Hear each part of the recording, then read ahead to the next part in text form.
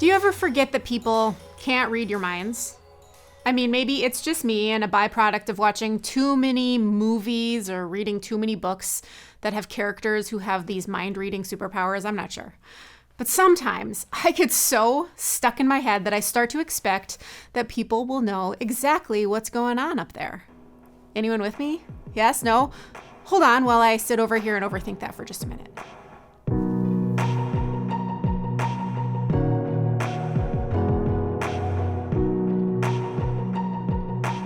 Call me Captain Obvious, but no one can read my mind. Just like I do not have any special powers to read yours. And similarly, just because something exists in my thoughts doesn't make it a reality.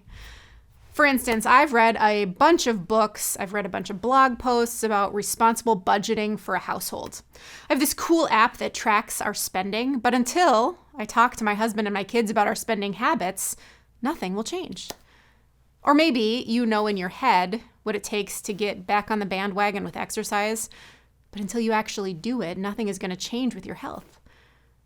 When it comes to the messages we tell ourselves about the world or our family or friends, when we simply live inside our heads, those messages, they sit there and spin, don't they?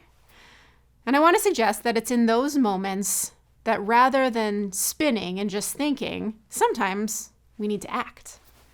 Now, here's an example. When you take a CPR class or a first aid class, the instructors, they drill into you over and over again that if you encounter an emergency, you should always call or ask someone else to call 911 as the very first thing. It's maybe an exaggerated example, but think about it. It's a stressful situation. It's an emergency. And you shouldn't be expected to just figure it all out on your own. Or maybe you even happen to be the most prepared and calmed and trained person on the planet. But if you don't have to handle that emergency alone, then you shouldn't.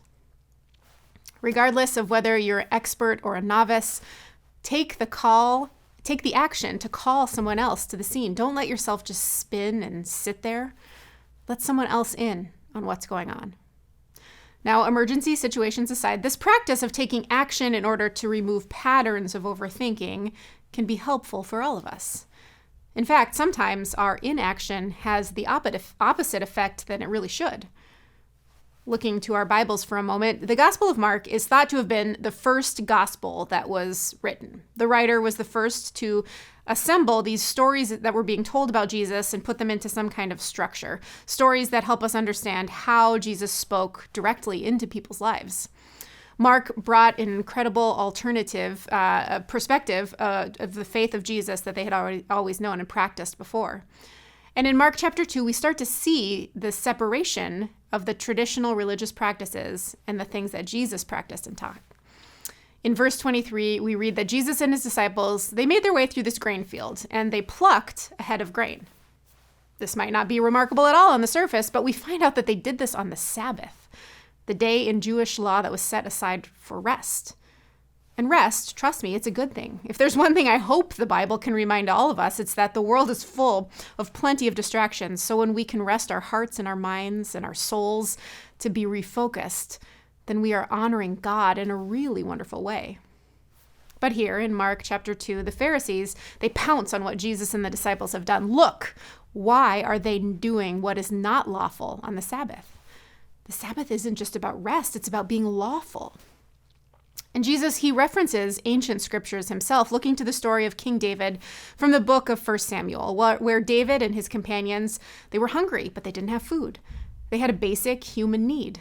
So David and his companions, they go into this temple, to a house of God, where technically it wasn't lawful for anyone but priests to eat.